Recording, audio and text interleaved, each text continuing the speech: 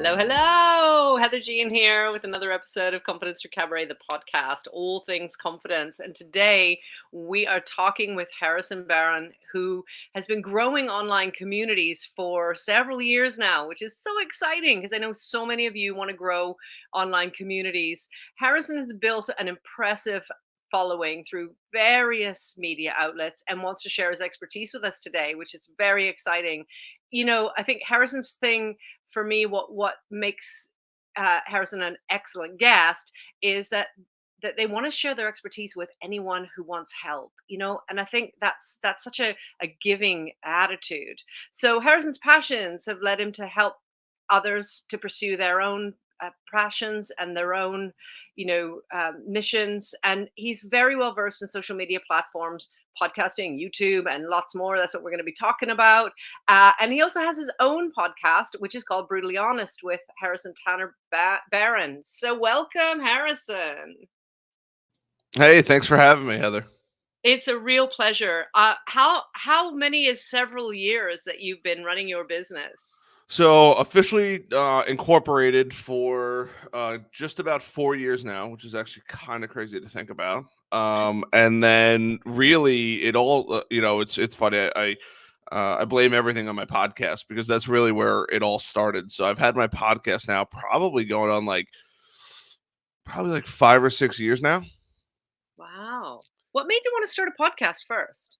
Uh, so I was listening to podcasts and I thought they were super interesting. I probably got hooked like most people on like the main shows. I was a big fan of Joe Rogan, still am, and I was like, you know what? I was like, I love talking to people. I bet you I could do this, and I just was like, you know what? Let's just go for it. And it was pretty funny. My original show was called "We're Live with Cam and Harry," and my buddy Cameron was a really good friend of mine, and he ended up seeing me one day in a gas station. We didn't even see each other. He just saw me parked at the gas station, and I was talking about it because I'm one of those people that have to talk about it a lot to see if it's even worth doing and just bounce ideas off other people. And he called me up and he's like, "Hey man, are you still thinking about doing that podcast?" I was like, "Yeah, I still am thinking about it." Why? He's like, "Let's just do it." And I was like, okay. So I went home, I bought a bunch of stuff that didn't work together, and I just hammered through. And now I definitely would consider myself a podcast expert. But it was literally like he just called me up and was like, "Let's do this," and it was something I wanted to do, and I guess I was really like looking for validation to just go through with it. And that's literally how it all happened. Yeah, and that validation for a lot of us is so important that we check in with. Is this going to work? Is this, like, because it's a lot of effort to go through, and it's a lot to put yourself out there as well. Yes, very nerve wracking. And I remember recording the first episode, and I think we recorded like two or three first episodes because it was like the pilot and then our first episode. And I want to say like I don't even think we released it until the second episode. I can't remember exactly. And I just remember posting it and I was shaking because I had a confident personality, but I wasn't confident. And now I have a confident personality and I am confident. It drives people crazy because I firmly believe I'll conquer the world at one point. But it's just it was so funny because I was so afraid, and then I released it, and I remember posting it on like Facebook, and I got like I want to say I got like 30 because it was podcasting was still like kind of new. Like people knew about it, but it wasn't as big as it is today. And I just remember posting it, and some people were like, "Hey man, great first episode," and then I was super hyped up, and then the second episode came out, and like way less people listened to it because the first episode was only like 10 or 15 minutes of like us like who we are, what we're doing, how we're doing it, and then we just went through with it. And and then the third episode got even worse, and it was just like this constant down spike. And for anyone that's like gonna start a podcast, like it's totally normal. Like people support your first thing, right? Like think about it, right? Like if you're gonna go watch a TV show, almost everybody watches the first episode. but then it nosedives afterwards because it just people realize like, hey, this isn't for me or anything like that. And then we went on, I want to say we did like 20 or 30 episodes together. I forget. And but that's really how it all started. And then after that, he got too busy and I said, you know what, I really love doing this. I'm gonna go start my own. I can't wait to fire it back up. I haven't done it in a while because of the pandemic and it's mine's in person. But that's literally how we kicked it all off, and it was the coolest experience. And then I got known to be the podcast guy. And then everybody's like, "Oh, you have the podcast." And I was like, "Yeah." And I didn't mind being the podcast guy because like it was the coolest thing ever. Like I had the best show. Like I get to interview, I got access to anybody I wanted for the most part. I got to talk to the coolest people. I got to have the best show. And because we were in person, we were constantly, I don't want to say partying, but like it wasn't one of those shows where like you had to sit there and like drink a bottle of water, right? Like we got to have whatever we wanted. If it was coffee, beer, wine, whatever it might be. I've had people bring on homemade spirits on the show. So it was just a really, really, it was super laid back. It was just overall like the best experience probably I've ever had doing something. That's so much fun. And it shows when we're having fun and when it's really like just flowing, it really shows and that energy comes across and that makes it fun for other people to be listening to as well. Yeah, I thoroughly agree. If you don't enjoy what you're doing, just stop while you're ahead and go do something else because it's just too much of a struggle. Like too many people like grind through like doing things that they don't want to do, and it really doesn't make any sense to me because there's so many things out there to do. Like, why are you doing something you don't like to do? And that one really never made any sense to me because there's just so many options out there. And like, I get it. You might not be able to quit your job tomorrow or quit a hobby tomorrow, and people can't get rid of their kids, but like there's so many opportunities to go look for a new job, to go take a course, and it doesn't have to be an online course. It could be, if you want to get into glass blowing, go find a glass blowing studio. Like if you're really interested in doing it, you'll make it work and you'll go find the thing that you like to do and you'll probably go do more of it. And you'll just accelerate faster because you're already interested and then you can actually go do what you love to do. Yeah, absolutely. And that's actually how I got into cabaret. Just kind of going, okay, so I want to explore this, and then I just fell in love with it, and then it really gathers momentum. Sure. Yeah, that's Yeah, that's that's the best feeling in the world is when it's it really organically is. growing and like there's just something telling you like you should be doing this. Yeah.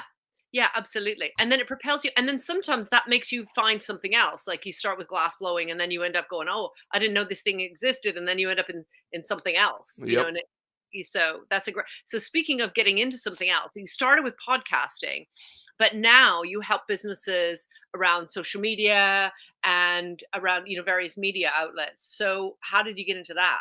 How did one lead to the other? Yeah, so I realized like I need another alternative to grow my podcast. It was good enough to grow organically, but why would I just want to stop at organic when I can help get more people to subscribe and get more people to see the show?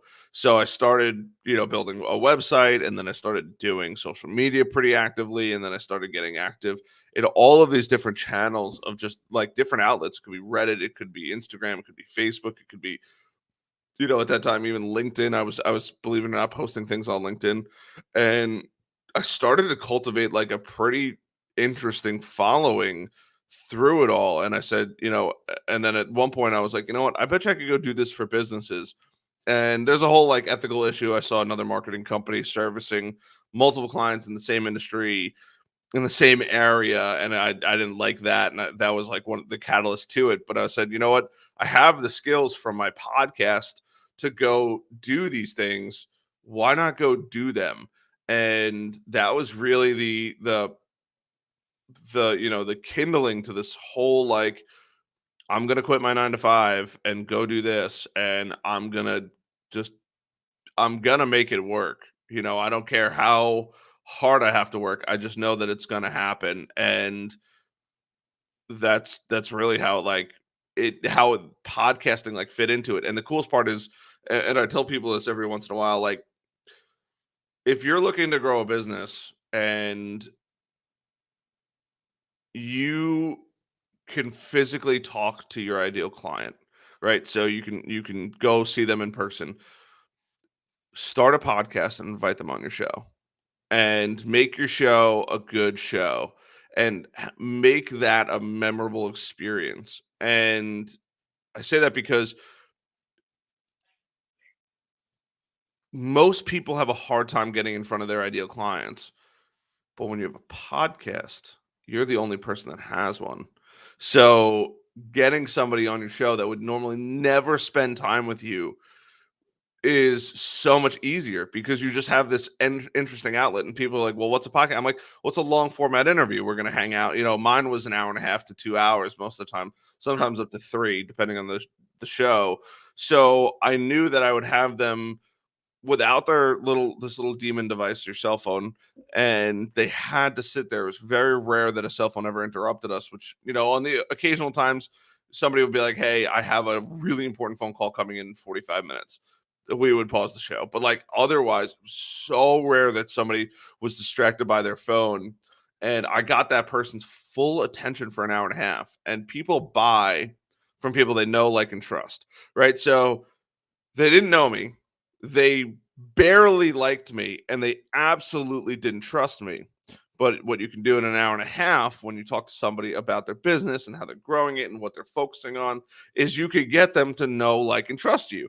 So it made sales freakishly easy to, if you're in person with that person, to really close them. And I think that's probably like one of the many areas where people aren't leveraging podcasts to make them as efficient for financial gain as possible, right? Like, podcasts are cool, but at the end of the day, you got to make money too. So why not do something you love and make money doing it? So that's like how I turned my podcast into my business growth catalyst. That's amazing. And I think a lot of people want to monetize their podcasts and just don't have any ideas how, and think it's all about followers and then getting sponsors. And that's such a great way of looking at, another way to monetize your podcast. Yeah. I mean, like, people that I'm not against, people trying to make money on their podcast, but I think a lot of people go into it with the wrong thought process. And I don't mean to brag, but like I just found out my podcast was in the top 5% in the world, and I just checked again, it's in the top 3% in the world. I don't have advertisers coming up to me and being like, "Hey, I want to advertise with you." Granted, I also haven't done a show in a while because there's a global pandemic, but like, I'm literally not far from the top, and nobody's coming to me and saying, "Hey, I want to give you money for your show." Like, that's and I'm okay. I'm more than okay with that. But like, so many people, I think, really get involved with podcasting for the wrong reasons, and they think like, "Well, I'm just going to be the next Joe Rogan and cash out," and it is so hard. He's literally been, I would say, close to an OG as far as doing podcasts. He's been doing it for, I don't know, like 13 years or something like that now. You just could not do 13 years of shows in less time. He does them sometimes multiple times a day, multiple days a week. There's just no way that you're going to catch up, but there's still plenty of opportunity for you to create your own show and your own following, and you may get that big. Like, there's still shows that do get that big, but they're so rare as far as growth, and podcasting is very difficult to get discovered on, hence why leveraging like YouTube and other platforms is really, really beneficial. Yeah, absolutely. Absolutely. So you would advocate getting people in front of you or with you, and you would advocate having a YouTube channel. What other things would you say work in terms of social media and getting yourself out there? Yeah, so depending on what platforms you like, I think Facebook groups are like the best. I'm slowly pulling away from Facebook groups just because there's way too much censorship on there, and regardless of politics, but there's just too many things that happen on there that you don't see. Um, Even for like groups that I'm a part of, like, I'm not getting notifications that I want. So that to me is not cool. So I'm starting to look at all alternative outlets. So granted, they're less discoverable, but I could always include them in show notes or anything like that. Discord is fantastic. Reddit also fantastic. You could fire up it's called Circle, which is a program that is specifically built for like communities. So, and you can have your own, and then it's completely uncensored. So it's fully open conversations. And I just use the word censorship a lot because there's so many times that you're not getting the information that you really want. I'm in so many SEO groups specifically to see what other people are either making mistakes on or giving advice on, and I'm not getting those notifications that to me are really, really important. So it's not just censorship of, what, if you want to call it fake news. It's just so much. There's so much going on, and I want to just get that bit of information. So that's why I really like alternative outlets to go get that information, and then somebody can see like, oh, okay, hey, this is going on or this is going on. Um, but they're also a lot of work. If you're going to go create your own community, it is a lot of work. Yeah. So just be prepared for it. Yeah, absolutely. Yeah, I think especially lately since the Facebook and Instagram outage, I'm getting a lot less notifications because it has to be in the format that they're Yep. pushing. So if you're on Instagram and you're not pushing, you're not producing reels, then it's not being pushed out as far. And I'm Yeah. getting more And it, notifications. and you're constantly trying to hit a moving target. I think that like organic growth on Facebook and Instagram, you could still grow on Instagram. I still see people growing, but it is so hard to grow. And like you could literally have 1 million followers overnight on TikTok. Like it is crazy. So I mean it's definitely harder now, but like, and the other thing too is like leveraging your time. Like put down the TV. Like yesterday, I'm in the process of moving my house, and the TV was in my car, and I was so close to just putting an axe through my TV. I don't even want it. Like I literally do, and it's a very expensive TV, but like it is just a death sentence sitting in front of that thing because it's just we have the sound bar, so the sound sounds incredible, and the bass, so it just hits you so well, and a 4K image with OLEDs. And I hate it because like the moment I sit down and look at the TV, production is stopped, and I can't stand the TV. And people are like, well, I don't have time in a day. It's like, well, how much TV do you? Well, I only watch an hour or two. Like imagine if you put an hour or two into something you loved, right? If you do an hour or two every single day, right? It's not work because it's something you love, right? So and that's 5 hours a week. That's on the low end of 1 hour a day. That's 40 hours, or better yet, 30 hours per month. Or if you're going to do like a work week, it's 20 hours a month. Like you could accomplish so much in 20 hours. It's crazy. But it's not the TV. It's not what they love. So you got to just make time for those things. Yeah, yeah, absolutely. And I think now it's so much easier. You don't even need a TV because we have, all the subscriber channels and a laptop. So I pretty much never watch TV. Like never. I don't even I don't so I'm in the UK and we have TV licenses. So you have to have a TV license to watch TV. I don't even have one. And I had to opt out, which took a little while, and because everybody just gets one, and Uh, I just don't have one. sure. It's So great. I love it.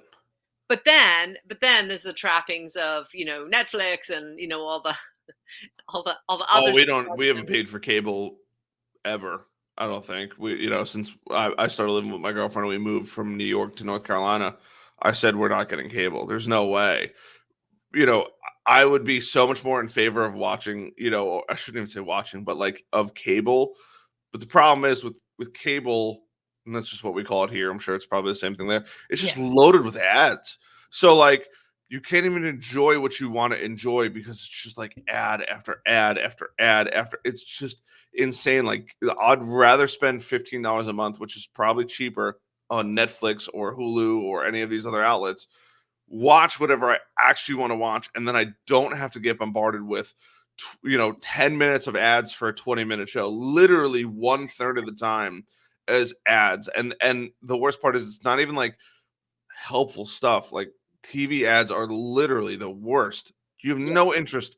Most people have no interest in buying whatever they're trying to pitch, but they're just on there, and it's just like it's so overwhelming. And then your brain has to go back and forth between like what you were watching and remembering, and then this, 4 or 5 ads that are just designed, being in marketing, right? They are designed to be so engaging that you have to watch the whole thing.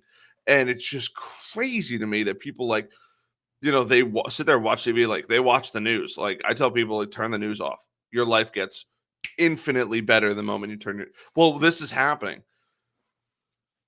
And every time somebody says like, "Well, this is going on in the world," I just ask them like, "Well, how does this impact you?"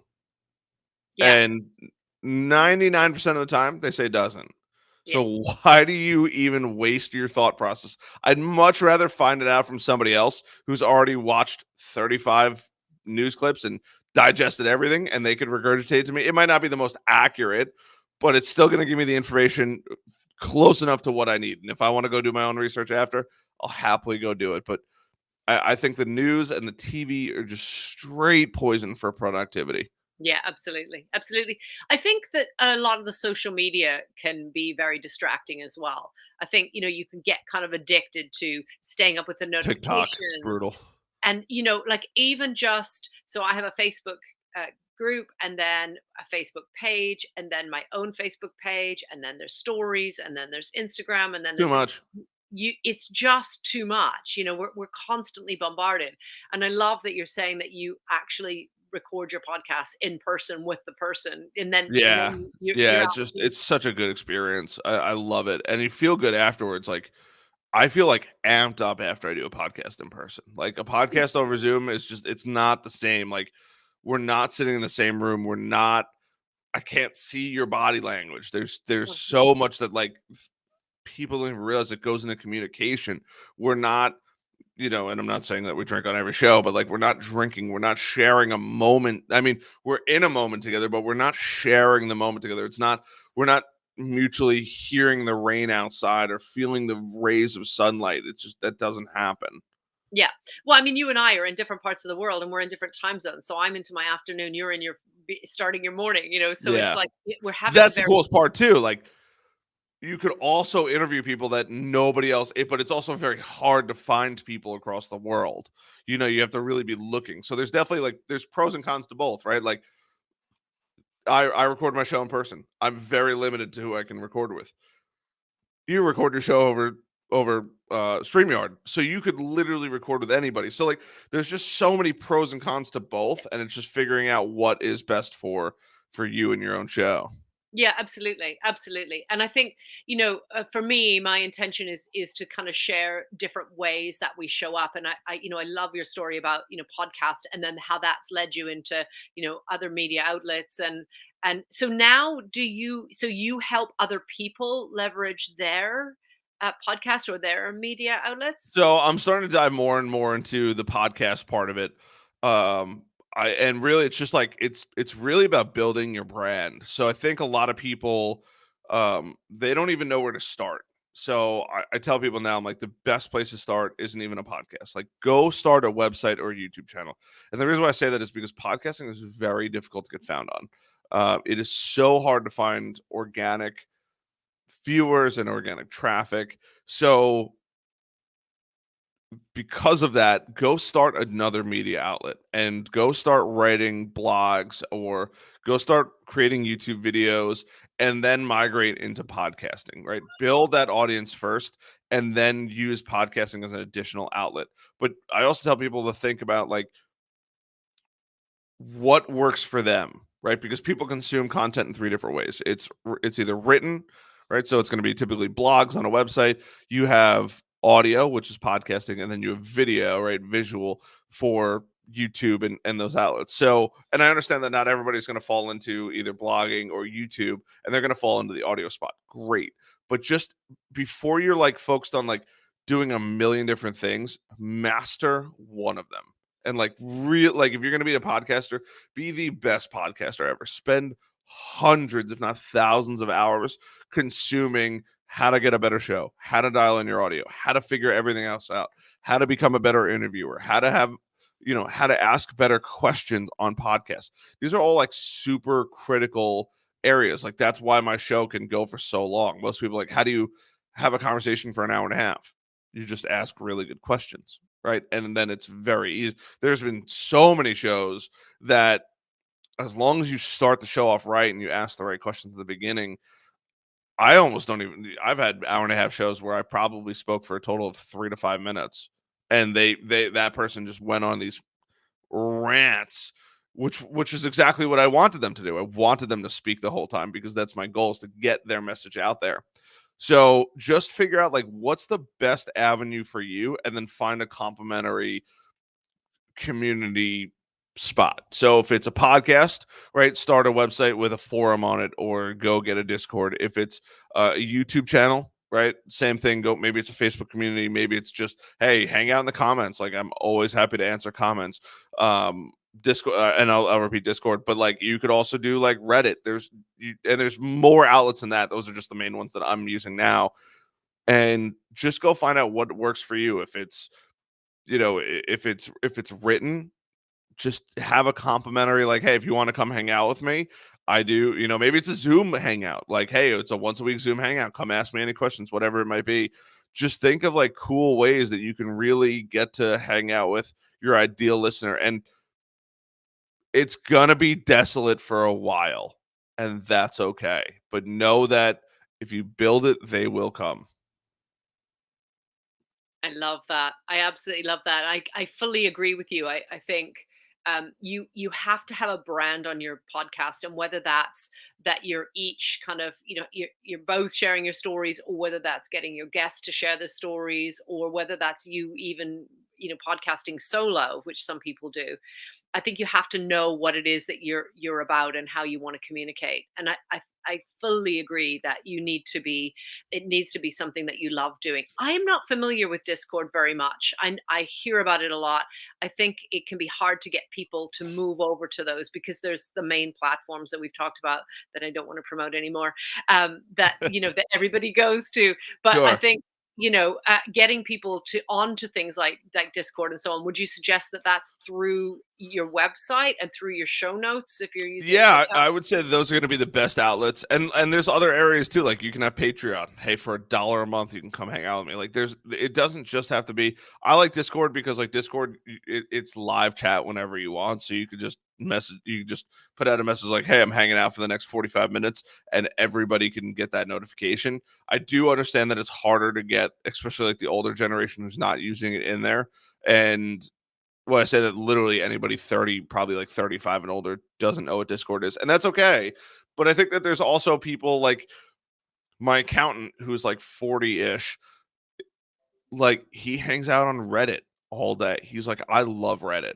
Okay, cool. Like it's just like it's you just have to figure out like what's going to work for you and what are you going to leverage, because the last thing, and I'm totally guilty of this, but like I used Instagram a lot, and like Instagram was great for growth in the beginning. Like, oh my god, it was fantastic. Like I could literally go live or make a couple posts and I would get more downloads and subscribers on each show, which was fantastic.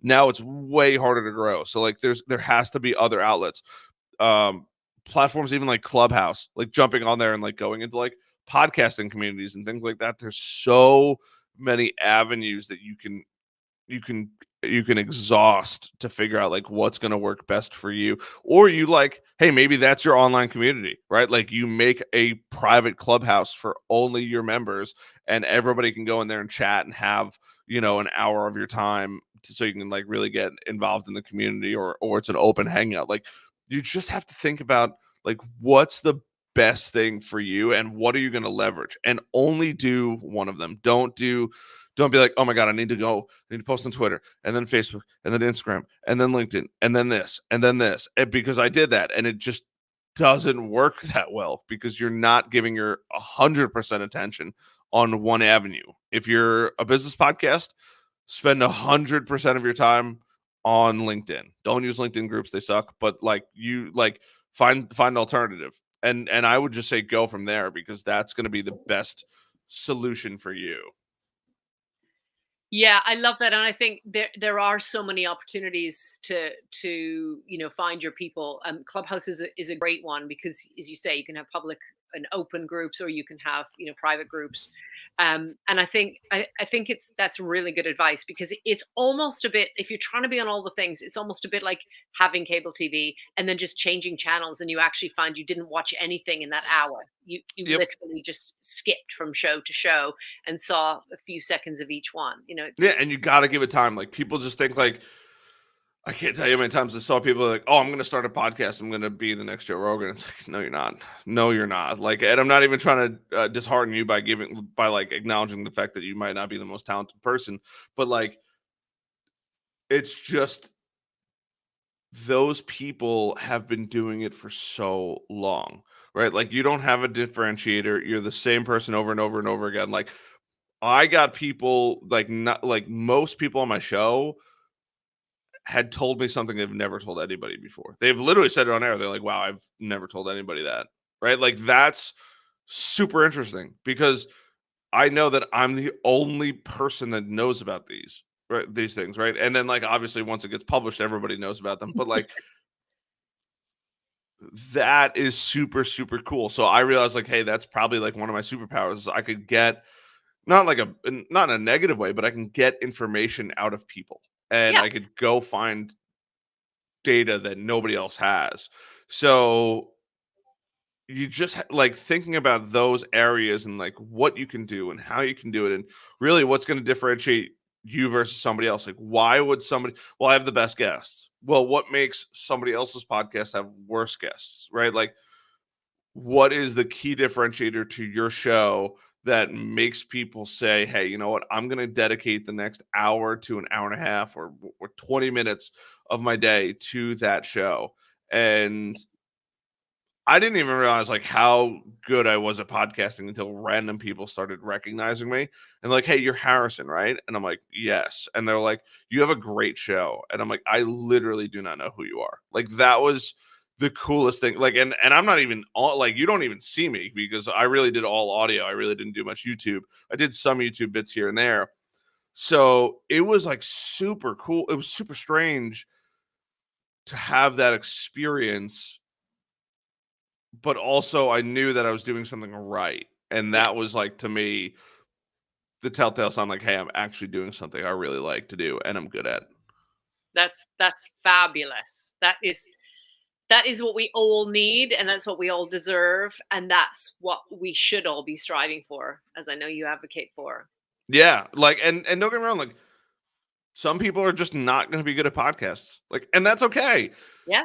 Go find something you're really good at. So it could be writing content. Like I never thought I'd be a writer ever. I sucked at English. Oh my god, I almost got kicked out of school for English because I couldn't think of like how to write a essay. So I ended up like copying something. And now all I do is write. And I shouldn't say all I do is write, but I write a lot. And I never thought I always school really like beat into my head like you're a crappy writer. And I have people constantly like, "Wow, you write really, really well." And I'm like, the guy that's couldn't pass a grammar test if his life depended on it writes well. But like now there's tools, right? You have Grammarly, you have Hemingway, you have all of these different additional tools to use to make sure it all makes sense and it's just up to you to craft it, right? Am I good at YouTube? Probably not. I'm not as good as I could be, but like I love doing YouTube. So I know because I love it, I will get better at it over time. So there's just like just think about like what you really like to do and then go do more of it and it's just going to fall in place. Beautiful. Beautiful. So that's a great segue into what I love is cabaret. And so cabaret is anything that is in a small venue. So it has its roots in vaudeville. It could be anything from singing, it could be dancing, it could be comedians all start in a cabaret kind of club before they get into the bigger venues. It could be contortion or aerial or anything you can fit into a small stage. So if you were performing cabaret, what kind of performance or what kind of thing would you do if you were going onto a live stage? Yeah, so I'd probably do like one of two things. I would either do motivational speaking or Uh-huh. I would do like comedy. I have a very dark and sick and twisted version of comedy, which I find unbelievable. Like I don't want to say I take pleasure in people's misery. That's definitely not true, but I definitely am known to take jokes way too far, where I think that they are sadistically funny, and other people who are also have a very dark sense of humor think that they are unbelievably funny. Amazing. So I would definitely go down that route, and I like regular funny stuff too. But like, if there's ever somebody that's like, "Hey, you probably took that a little too far," I'm that guy. Yeah. Um, and then I just think like every time I talk to somebody, um, especially about like what I'm passionate about, which is like making money online and building like more of a passive revenue type lifestyle. People just get amped up and they're like, "Oh my god, like I'm ready to go conquer the world." Right? Which is great. I wish more people took action, but like if I can inspire at least and I have before, which is really cool. I've had multiple people like, "Hey man, you gave me the permission I needed to go start a podcast or start a website," which is like melts my heart. But that's probably what I would do. I would go up there and really just try to encourage people to just go do what they want to do. Brilliant. And when I think about doing comedy, then for me it's like, but what if people don't laugh, and what if people don't like it, and all of that. But actually, that's a lot of what you spoke about at the beginning, which is about, kind of, you have lots of listeners in the first episode, and then it kind of dies off until you find your people, and that would be the same kind of thing. And you Yeah, have look at Dave great. Chappelle. I mean, there's a whole group of people that don't like him right now, but like he's easily one of the best, if not the best comedian ever, right? Like if I don't know if anybody if there's ever a best, but he's in the upper echelon, the 0.1% of comedians out there of the best. So whether or not you like him, I don't really care. But like, he has his following. He's not there. You know, he says it. He's like, I hate Twitter because it isn't real, but comedy's real. Seeing people's real. So I value that a lot, and it's just amazing. And you'll find your people, and they will follow you like loyal followers, and stay with you the entire time. And it's just so cool. It is so cool. Okay, so if you could take one prop with you onto stage, what would you take? What would you have? This is a good question. I've never had this happen. I've never been asked this question. One prop with me.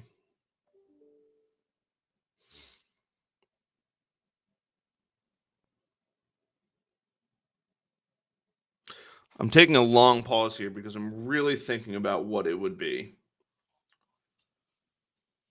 I think it would be a book. Okay. And that book doesn't specifically have to be anything, although I would recommend it being uh probably one specific book that my buddy Jonathan got me, which is called The Alchemist, and it's a fantastic book. Um, but even a blank book. And I would tell people to go write their own book. Because that's what you're doing is you every day is a different thing. And all of these things, all of these days add up to your book. And I think it'd be really cool if nobody's going to write your book for you, right? There's no puppet master out there who's like sitting there making all of those moves. Like you are fully in charge of what comes out of that book. And I think that if you could take that and you could understand that that book is your life, and the fact that you're totally in charge of filling out all of those pages, your life will get exponentially better. Instead of thinking like, oh, you're in the passenger seat and somebody else is writing this whole thing for you or doing all of this for you, you have to understand like you are literally the master of your future and you can make whatever you want to happen. So I think a book, or and if you're like, hey, I'm not a writer, go read The Alchemist. I think it's a fantastic book to open your mind to the world of possibilities out there. Yeah, I fully agree. I fully agree. That is a great prop that you've chosen. It's a brilliant message. It's a fabulous metaphor for people. following their lives for people showing up and expressing it and putting it out there, right? Like putting it out there, because holding it in, it doesn't, we miss out on that. If everybody held in their passion, if everybody held in their story, There'd be nothing out there. It'd it be wouldn't. boring. Exactly. So that's a fabulous one. So one last question: what is your favorite lesson that you've ever learned? Don't cook bacon naked. I'm just kidding. Although that is a pretty funny one. I would say is stop listening to other people. Um, People are jealous. They'll tear you down. I went through a lot of people saying you're not going to be successful and stuff like that. Um, I've proved them all wrong. I make more money than all of them at this point for the most part, um, which is cool. But like, there's also an ebb and flow. You have to be willing to take people's advice because on the flip side of things, your friends more than likely want you to succeed. And the cool part is those people are going to point out things that you probably didn't see. So go and just take everything with a grain of salt. If somebody tells you no, just go ask the next person. Like there's always somebody out there is always willing to give you permission, right? Like I just went through a disaster with my mortgage. I had to go to 7 banks to get money out of the banks, right? Like because one bank said no, I'm going to get disheartened, right? Like no, I'm going to just go to the next one. And I mean, we got a mortgage. It just there was a whole issue with my wire transfer going on, but like it's just so funny. Like KFC is the great example, and Walt Disney, right? Like KFC went through like 1,000 restaurants or something. Like I forget exactly how many restaurants. And Walt Disney got denied by like 300 banks. I can't remember the exact numbers, but it's like an absurd number. So just because somebody said no, right? Like go find somebody that's going to say yes, right? Like oh, I can't find a good guest. Well, you just haven't asked enough people yet. There's somebody out there, right? Like Andy Frisella is a huge CEO, multi-millionaire, unbelievably successful. He literally has a thing on his website that says like book me for your podcast. And it's totally free. He charges like $1 million an appearance, but he will show up on your podcast for free because he wants you to succeed. So just because tons of people have said no, there's always going to be somebody that says yes. You just have to find that person that says yes. And the other thing too to think about is like, do you even need permission to go do it? Right? Like I have learned that asking for forgiveness, as long as I'm not putting anybody's life in danger or doing anything illegal, is so easy. And somebody's like, what do you know, I've gotten yelled at by so many people. Like, why are you here? Like, you can't be here. Like, how are you doing this? And I'm like, well, nobody stopped me.